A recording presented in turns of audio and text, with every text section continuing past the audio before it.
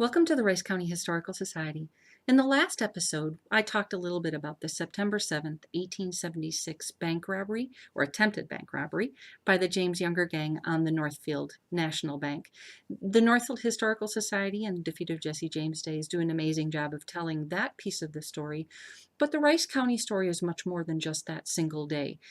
For us, it was not only that event, but also the 2 weeks where the gang was pursued by the posse, where they were captured, and the James, or the remaining Younger gang, and that were transported from that capture location to Faribault, where they were held for 2 full months during the grand jury trials.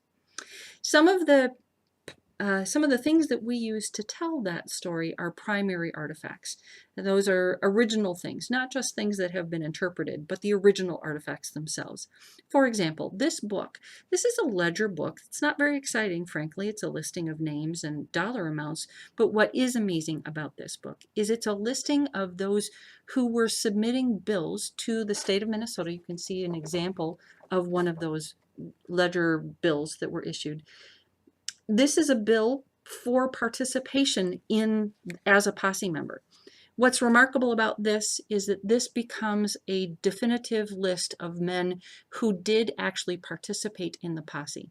And so if you're wondering whether or not you have a relative who's participated, we at least have one list that is an absolute. If they're listed here, they participated. Interesting, yet somewhat gruesome artifact we have. This is a bullet that was actually removed from Charlie Pitts by the coroner when he was killed at that capture site on September 21st, 1876.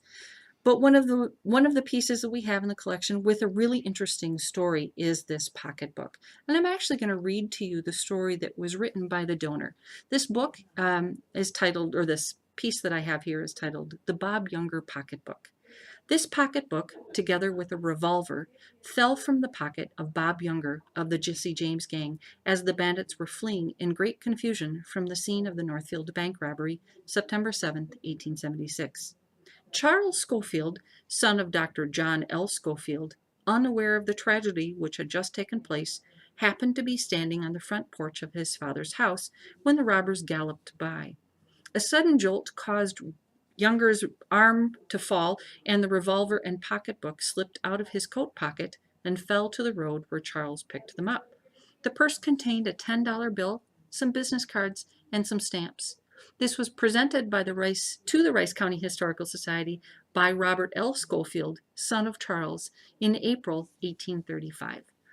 So these pieces help us do what is our mission, which is to help preserve Rice County history for past and future generations.